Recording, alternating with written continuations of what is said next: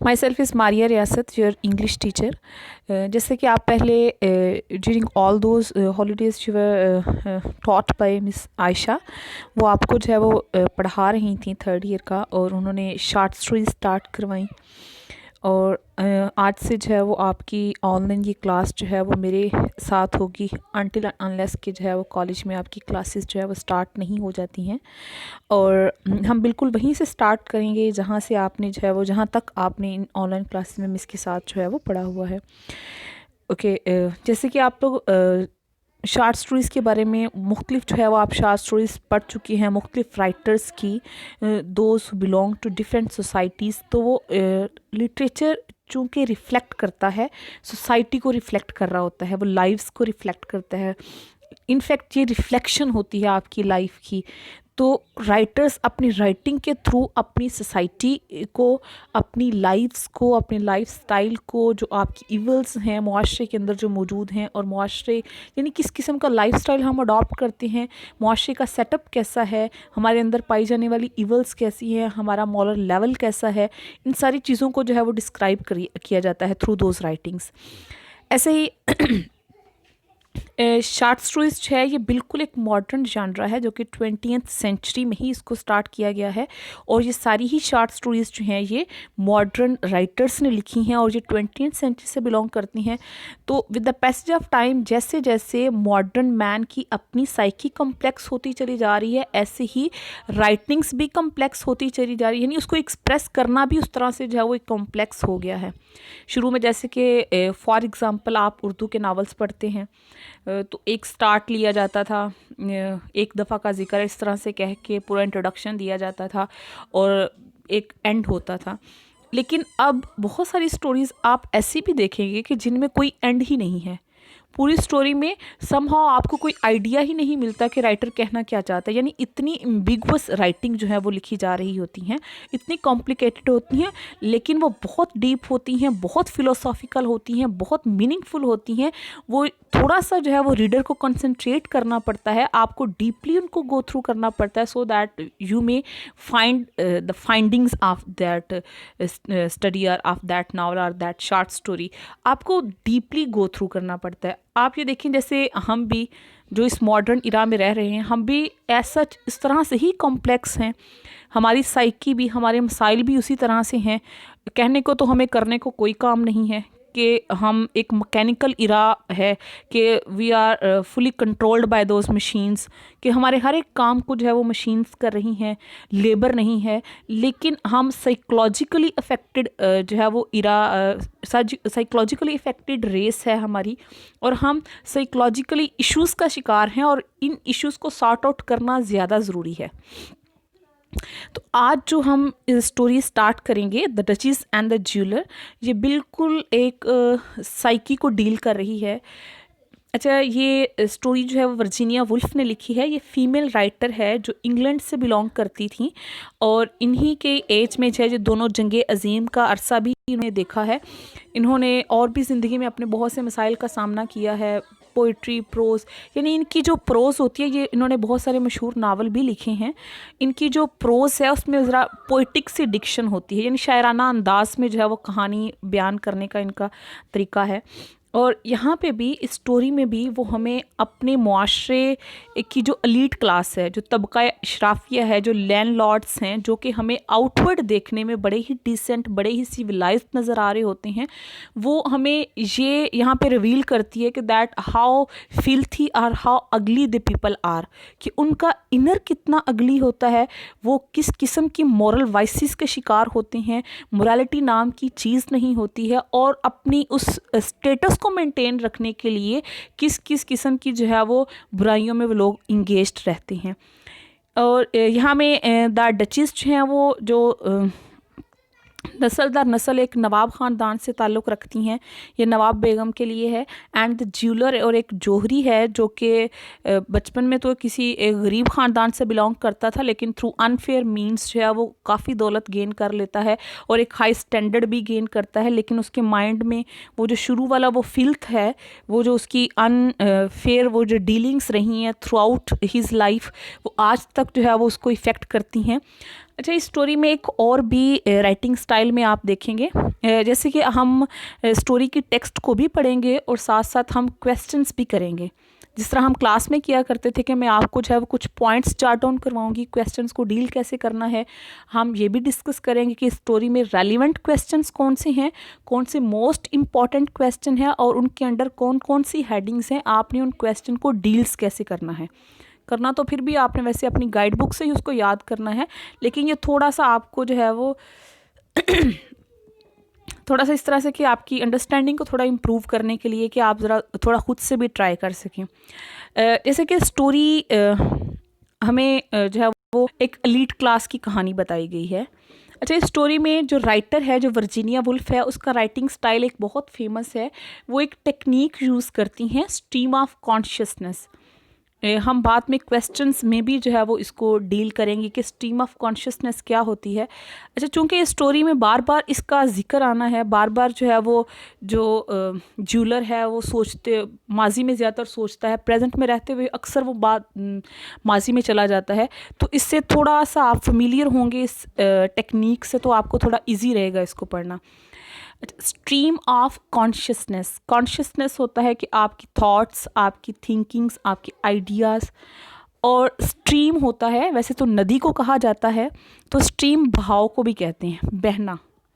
तो बिल्कुल इजी जो आप इसका कह सकते हैं स्ट्रीम ऑफ कॉन्शियसनेस को अगर हम ट्रांसलेट करें तो ये है फ्लो ऑफ थॉट्स, कि आपकी सोचों का बहाव कैसा है।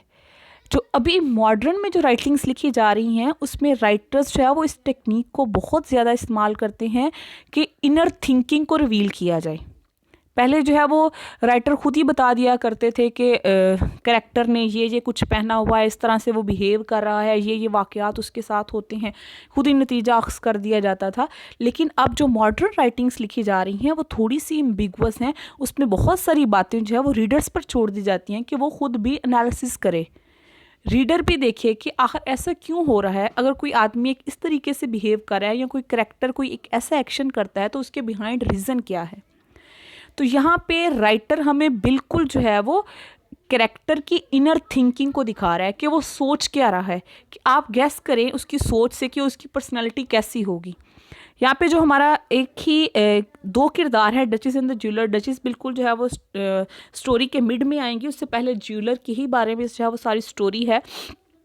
तो वो बार बार जंप करता है अपने पास्ट में। अभी जो उसका प्रेजेंट स्टेटस है वो एक एलीट क्लास में उसका शुमार होना शुरू हो गया है। अब वो एक लैंडलॉर्ड है, एक जो है वो वेल्थी पर्सन है, लेकिन जो उसका पास्ट है वो थोड़ा फिल्थी है, उसमें उसने बड़े ही अनफेयर किस्म के काम किए हुए हैं। And he is always engaged in his past, कि मे बी ही इज़ कि वो किसी गिल्ट का शिकार है। मतलब ये हम जो है वो रिज़ल्ट निकाल सकते हैं कि क्यों वो बार बार अपने पास्ट को सोच रहा है, अपने बुरे पास्ट को बार बार सोच रहा है, अपने वो बुरे काम मिसडीड्स हैं उन सबको वो बार बार याद करता है। और after he just smiles on दम, कि वो थोड़ा सा लाफ करता है, स्माइल करता है अपने उन कामों पे कि मैंने किस तरह के चाइल्डिश ट्रिक्स में किया करता था दौलत को पाने के लिए। और अभी भी still he has this lust for wealth, अभी भी वो इसी को चेज़ कर रहा है, वेल्थ को पाने के लिए जो है वो उसके अंदर है। ये तो थोड़ा सा था बैकग्राउंड। अब स्टोरी स्टार्ट करते हैं। साथ साथ जो है वो मैं आपको थोड़ा एक्सप्लेन भी करूँगी। सुबह हम साथ टेक्स्ट भी पढ़ेंगे और साथ कुछ पॉइंट्स भी जो है वो हम निकालेंगे। अच्छा, सबसे जो मेन और इम्पॉर्टेंट क्वेश्चन इस स्टोरी के अंदर है वो ये है कि moral level of the elite class या moral decadence of the elite class की मॉरल बैंक्रप्सी है, कि किस तरह की अखलाकी ज़वाल का शिकार है वो तबका शराफिया। वो जो अमीर लोग हैं उनकी अखलाकियात का लेवल क्या है। तो आपने थ्रू आउट द स्टोरी जब भी हम टेक्स्ट पढ़ रहे होंगे आपने उन सारी लाइंस को जॉट डाउन करना है, आपने उनको अंडरलाइन करना है। आपको वो लाइंस पता हों कि किन से हमें ये पता चलता है कि उनकी मोरालिटी का लेवल कितना डाउन है। यानी ये downfall of the elite class है ना, कि उनका मोरल लेवल इतना नीचे चला गया है कि मोरालिटी उनके लिए या वैल्यूज़ या जो सोशल नॉर्म्स हैं वो इनको बॉदर ही नहीं करते हैं। किस किस्म की वॉइसेस के अंदर वो लोग इंगेज्ड हैं, कितनी करप्ट सोसाइटी है। आउटवर्डली वो हमें बड़े ही सिविलाइज्ड, बड़े वेल ड्रेस्ड, वेल मैनर्ड लोग नज़र आते हैं, लेकिन इनरली वो लोग कितने करप्टेड हैं। तो वो एलीट क्लास एक करप्टेड सोसाइटी है, that is depicted by the writer. Writer हमें असल में ये दिखाना चाहती है, और ये हालात जो है ये उस वक़्त के, उसके दौर के हालात हैं। वो अपने मुआशरे को इनफैक्ट जो है यहाँ पर रिफ्लेक्ट कर रही है कि उसका मुआशरा कैसा था, उस वक़्त के जो एलीट क्लास से बिलोंग करने वाले लोग थे वो कैसे थे, उनके अंदर दौलत के लिए हवस कितनी थी, और वो दौलत को पाने के लिए किस हद तक जा सकते थे। Okay, let's start the text of this story.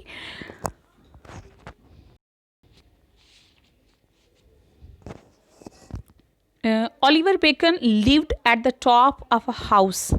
Oliver Bacon जो कि एक ज्वेलर है, ये that's a main figure of the story, जो बेसिकली एक गरीब फैमिली से बिलोंग करता था, but now he has gained a prominent status. अब उसने कुछ जो है वो लैंडलॉर्ड में काउंट किया जाता है। उसने अपनी मेहनत के ज़रिए या कुछ ट्रिक्स, अनफेयर मीन्स के ज़रिए उसने एक हाई स्टेटस जो है वो गेन कर लिया हुआ है। तो अब ये उसकी प्रेजेंट की सिचुएशन है, वो बैकग्राउंड बता रही है राइटर, दैट ओलिवर बेकन उसका नाम है उस ज्वेलर का, लिव्ड एट द टॉप, वो रहता था एट द टॉप, बिल्कुल ऊपर वाले हिस्से में, ऑफ अ हाउस, घर के, over looking the green park, जहाँ से जो है वो जो ग्रीन पार्क जो था उसको वो देख सकता था, ओवरलुक कर सकता था। ही हैड अ फ्लैट, और इस घर में उसका एक फ्लैट था। Chairs jutted out at the right angles, और जो कुर्सियाँ सेट की गई थी फ्लैट में वो ज्यूटेड आउट थी, यानी उनको इस तरह से ऐसे थोड़ा सा बाहर की तरफ निकाला गया था, एट द राइट एंगल्स, बिल्कुल जो है वो उनके एंगल्स रखे, यानी उनको इस तरह से सेट किया गया था कि वो एक ऐसे जाविये से किया गया था कि वो थोड़ी सी बाहर को निकली हुई थी। चेयर्स कवर्ड इन हाइट, और फिर उन चेयर्स को ऊपर से कवर भी किया गया था, यानी कोई पोशिश वगैरह लगा के या कोई एक ऐसी चीज़ जो है वो मुख्तलिफ कपड़े से जो है उसको कवर किया गया था। सोफ़ाज फील्ड, और जो सोफ़े थे वो फिल करते थे, वो भरते थे the base of the Windows, Windows के आगे जो खाली जगह कुछ बची होती है वहाँ पे सोफ़े सेट किए गए थे। सोफ़ाज कवर्ड इन टपेस्ट्री, और उन सोफ़ों के ऊपर भी पोशिश लगाई गई थी। टपेस्ट्री मैंने एक दफ़ा आपको क्लास में भी डिस्कस किया था, ये मुशज्जर होते हैं, यानी कालीन टाइप चीज़ होती है, यानी पर्दा नुमा चीज़, और ये हैंडमेड होते थे। द विंडोज़, और जो खिड़कियां हैं, द 3 लॉन्ग विंडोज़, वो 3 लंबी जो खिड़कियां हैं, has the proper allowance of discrete net and figured certain, और उसके जो फ्लैट था, जो रूम है, वहाँ पे खिड़कियां हैं, 3 लंबी लंबी खिड़कियां हैं, और उन खिड़कियों के ऊपर जो है वो एक मुनासिब किस्म की जो है वो नुमायाँ करने वाली नेट लगाई गई है, और साटन के पर्दे हैं जिनके ऊपर फिगर्ड हैं। फिगर क्या होता है, नक्शे वगैरह या नमूने या कुछ ऐसी चीज़, यानी वो प्रिंटेड हैं, उस पर कुछ मौजूद है। The mahogany sideboard burst discreetly with the right brandies, whiskies and liquors. The mahogany side board, और बड़े ही जो है वो कीमती किस्म की लकड़ी से बनी हुई जो है वो कुछ साइड बोर्ड्स हैं, यानी आगे गए हैं जिनके ऊपर बर्स्ट डिस्क्रीटली, जो कि बड़े ही मुनासिब तरीके से, डिस्क्रीट वैसे बड़े मुमताज़ अंदाज में, नुमाया अंदाज में किसी चीज़ को करना, बड़े ही मुनासिब तरीके से प्रॉपर वे में वहाँ पे जो है वो उनको किया गया है कि वहाँ पे बाहर की तरफ ये बर्स्ट होता है, जो बल्गिंग आइज़, बल्गिंग पॉस, या आपने जो है वो एक स्टोरी है डार्क देवर गोल्डन आइड, फर्स्ट ईयर में अगर आपको याद आ जाए तो वहाँ पे हमने ये लफ्ज़ पढ़ा है, बल्ज। बल्ज होता है जो उबली हुई हों, बाहर को निकली हुई हों। डिस्क्रीटली विद द राइट ब्रांडीज, और वहाँ पे बड़ी ही ब्रांडीज, विस्कीज़ एंड लिक्विड्स, ये शराब की किस्में हैं, और ये बड़ी आला किस्म की जो शराब है उसकी किस्म है। तो ये हर किस्म की, यानी जो बड़ी अच्छी किस्म की जो शराब मिलती है उसकी जो है वहाँ पे बॉटल्स पड़ी हुई हैं। एंड और फ्रॉम द मिडल विंडो, और दरमियानी जो खिड़की है, he look down upon the glossy roofs, और उस दरमियानी खिड़की से वो नीचे देख सकता था, अपॉन द ग्लॉसी रूफ्स, वो जो चमकीले शानदार किस्म के जो छत थे, ऑफ फैशनेबल कार्स, वो जो फैशनेबल लोगों के, या जो उन लोगों की जो कार नीचे खड़ी होती थी, उनके जो चमकीले छत होते थे, packed in the narrow strait of Piccadilly, और वो कार जो होती थी वो पैक्ड होती थी। पैक करना वैसे होता है बिल्कुल किसी चीज़ को ऐसे बांध के रख देना ना। इन द नैरो स्ट्रेट कहाँ पे पैक्ड होती थी, वो जो बड़ी तंग किस्म की गली थी ऑफ पिकाडेली, यानी वो सड़क इतनी तंग थी कि वहाँ पे गाड़ियाँ खड़ी ऐसे लगती थी जैसे उनको बिल्कुल पैक कर दिया गया है। A more central position could not be imagined, और इससे ज़्यादा अच्छे वाली मरकज़ी हालत जो थी उसका तसव्वुर नहीं किया जाता, यानी वो बिल्कुल वहाँ के जो आसपास था उसके बड़े अच्छे मरकज़ में उसका घर था। एंड और एट 8 सुबह में, इन द मॉर्निंग सुबह को 8 बजे he would have his breakfast, उसे उसका नाश्ता मिल जाता, ब्रॉट इन, और उसका नाश्ता लाया जाता था अंदर ऑन अ ट्रे, एक ट्रे में रख के, बाय अ मैन सर्वेंट। यानी ये आप इमेजिन करें कि वो इस वक्त एक जो है वो एक वेल मैनर्ड और वो एक लैंडलॉर्ड जो तबका है उससे बिलोंग कर रहा है, एंड और उसके पूरा एक मुलाजम है जो उसको सर्व करता है और सुबह का नाश्ता लेके आता है। The man servant would unfold his crimson dressing gown, और वही उसका मुलाजम जो है वो फिर अनफोल्ड करता है। फोल्डिंग करना क्या होता है, किसी चीज़ को ऐसे बांध देना, और बिल्कुल इसके अपोजिट है अनफोल्ड करना, खोल देना। हिज क्रिम्सन ड्रेसिंग गाउन, उसका जो अनाबी कलर का है यानी मैरून कलर का जो ड्रेस है, गाउन है, उसको खोलता है। He would rip his letters open with his long pointed nails. उसके बाद वो क्या करेगा, वो अपने ही वुड रिप, वो फाड़ देगा। रिप करना होता है फाड़ना। हिज लेटर्स, अपने खतूत को, open with his long pointed nails, और वो उन खतूत को जो है वो किस तरह से खोलता है, अपने बहुत लंबे और नुकीले किस्म के जो नाखून हैं उनके साथ। एंड वुड एक्सट्रैक्ट, और फिर वो वहाँ से निकालेगा thick white cards of invitation. उन लेटर्स में उसको जो है वो कुछ दावतनामे मिले हैं, वो उन दावतनामों को बाहर निकालेगा। अपॉन विच, जिनके ऊपर the engraving stood upon, engrave करना होता है किसी पे जो है वो तहरीर, कुंदा हुई तहरीर जो होती है ना, तो उस पर इनग्रेव की जाती थी, लिखी जाती थी। स्टूड अपॉन रफली, और अगर आप इसको यानी रफली अगर हम इसकी बात करते हैं तो वो जो सारे उसके जो है वो लेटर्स उसको मसूल होते थे, यानी जो दावतनामे उसको आते थे, तो वो सारे ही डचीज़ की तरफ से, काउंटेसिस की तरफ से, विस्काउंटेसिस की तरफ से, ऑनरेबल लेडीज़ की से, वो सारे ही नवाब या नवाब बेगम जो होती थी, अमीर जो बेगमात होती थी, और मुअज़्ज़ज़ ख़वातीन की जानब से वो उसको जो है वो इन्विटेशन मिलते थे। देन ही वुड वॉश, इसके बाद फिर वो जो है वो वॉश करता, वो हाथ मुँह धोता। And then he would eat his toast, और उसके बाद अपना नाश्ता जो है वो उसको इंजॉय करता, उसको खाता। Then he would read his paper, और उसके बाद वो अखबार पढ़ता। By the bright burning fire, उस जो है वो चमकीली जलने वाली आग ऑफ इलेक्ट्रिक कोल्स, वो बरकी जो कोयले से दहकती हुई जो आग थी, वहाँ पास ही बैठ के जो है वो फिर अपने अखबार पढ़ा करता था। यानी ये उसकी एक रूटीन है। उसने हमें बिल्कुल एक बैकग्राउंड भी बता दिया कि वो किस किस्म का एक फ़्लैट है जहाँ पे वो रह रहा है। फ्लैट भी उसका लग्जरियस है, उसकी लाइफ जो है वो कितनी इजी है और ये कितना फैसिलिटेटेड है। उसका मैन सर्वेंट है जो उसको सर्व करता है एट द राइट टाइम। उसका ब्रेकफास्ट उसको जो है वो पेश किया जाता है। उसके बाद यानी बिल्कुल एक रूटीन है, पूरा एक पैटर्न ऑफ लाइफ है जिसको वो बंदा फॉलो कर रहा है। Behold, Oliver, he would say, addressing himself. Now he is talking to his own self. He is all alone. गो के वो बहुत अमीर है and he can even buy everything whatever he wants to buy. लेकिन उसके पास कोई कंपनी नहीं है. He doesn't have any relative. He doesn't have any wife. तो उसके पास ऐसा कोई फैमिली वाला सेटअप नहीं है. तो वो खुद से ही अकेले में बात कर रहा है कि बिहोल्ड ओलिवर, यानी ओलिवर देखो, खुद से बात करते हुए कहते हैं यू तुम, who began life in a filthy little alley. Oliver देखो, तुम वो हो जिसने अपनी ज़िंदगी का स्टार्ट लिया था अ फिल्थी लिटिल एले। एले एक बंद गली को कहते हैं, गली को कहा जाता है। तो तुम्हारा स्टार्ट जो है वो किस जगह से हुआ है? एक बड़े ही गंदी जगह से, यानी तुम कूड़ा किरकट से उठ के कहाँ ऐसे महल में आ पहुँचे हो। यू हु, तुम वो हो जिसने, and he would look down at his legs, फिर वो नीचे अपनी टांगों की तरफ देखता। सो शेपली, जो टांगे बड़े ही मुनासिब अंदाज में, बड़ी ही उनकी अब शेप बन चुकी थी ना, बड़ी नुमायाँ लग रही थी।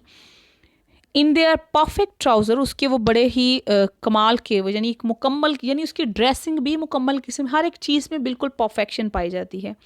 एट हिज बूट्स, अपने बूटों की तरफ देखता, एट हिज पैट्स, और वो अपने टखनों पे जो कपड़ा था उसकी तरफ देखता।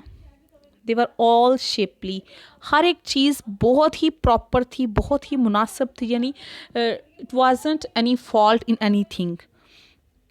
शाइनिंग और ब्राइट कर रही थी।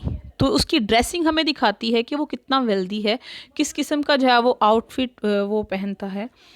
Cut from the best cloths by the best scissors in Savile Row, और वो कहते हैं कि उसकी वो हर एक चीज़ जो है वो इतनी शेपली है, उसकी ड्रेसिंग इतनी प्रॉपर है, इतनी शाइनिंग है, और वो कपड़ा जो है वो सबसे जो बेस्ट जो कपड़ा होता है वहाँ से लिया गया है, और सबसे बेस्ट दर्जी ने, यानी बेस्ट सीजर से मुराद सबसे बेस्ट दर्जी ने जो है वो इसको सिलाई किया है सिविल रॉ में।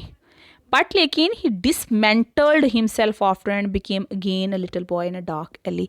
ये है stream of consciousness. Though he is enjoying the each and every blessings of the God, but even then he is disturbed, dismantled हो जाता है, वो disturbed होता है, वो engaged रहता है in his own past. Again and again he is recalling all those events or all those the misdeeds which he has done in his past. वो सारे ही बुरे काम उसकी कॉन्शियसनेस में महफूज हैं, और वो बार बार उनको जो है वो याद करता है, वो बार बार उनके बारे में सोचता है। यानी सुबह सबसे पहले ही उठते उसने अपने आप को रिमाइंडर दिया कि याद करो कि तुम वो हो कि जो कभी किसी जो है वो कूड़े का ढेर पे होते थे। यानी आज तो सारी आसाइशें मौजूद हैं। तो ये सारी चीज़ें यानी स्टिल ये भी कहा जा सकता है यहाँ पे, यानी आपने इसको पढ़ के जो है वो पॉइंट्स निकालने हैं ना कि यानी इसकी बात से क्या आइडिया हो सकता है। May be he is misfit in all दो सराउंडिंग्स, ये भी हो सकता है ना वो अपने आप को फिट ही नहीं समझ रहा, कि वो जो एक पुअर फैमिली से बिलोंग करने वाला था, या ये भी हो सकता है कि उसके जो अनफेयर मीन्स थे, उसकी जो सारी बुराइयां हैं, उसके अंदर प्रिकिंग ऑफ कॉन्शियसनेस है, उसका ज़मीर मुसलसल उसे मलामत करता है कि that you have done something wrong, that you have done something wrong, it's not your right, कि तुमने कुछ ना कुछ जो है वो गलत किया है। तो उसके अंदर सेटिस्फेक्शन नहीं है, ये उसकी डिससेटिस्फेक्शन है कि वो मुसलसल अपने उन बुरे ही कामों को याद कर रहा है instead of enjoying his present को इंजॉय नहीं कर पा रहा ना। हर आसाइश है, हर जो है वो फैसिलिटी है, हर सहूलत है, लेकिन इंजॉयमेंट नहीं है वहाँ पे। यहाँ पे हमें प्लेजर कहीं पे भी जो है वो नज़र नहीं आती है। तो ये प्लेजर अमूमी तौर पे लैक ऑफ प्लेयर का ना होना या फिर डिससेटिस्फेक्शन होना, ये जनरली हम देखते हैं कि ये एलीट क्लास की एक जो है वो उनकी एक खामी है, ये उनका एक ड्रॉबैक है कि उनके अंदर ये सेटिस्फेक्शन आपको नज़र नहीं आती है जो आपको आम किसी बंदे में नज़र आती है। ये उनकी कंटेंटमेंट नहीं है ना, ये जो मुसलसल एक लस्ट है फॉर समथिंग मोर, ये चीज़ उनको जो है वो डिस्टर्ब रखती है ना। उनको हमेशा जो है वो इंगेज रहते हैं कि हमें कुछ मज़ीद चाहिए। ये हवस जो है वो उनको कभी भी सेटिस्फाइड नहीं होने देती है। तो अभी तक के लिए यही है। सुबह इंशाल्लाह हम इससे आगे भी पढ़ेंगे।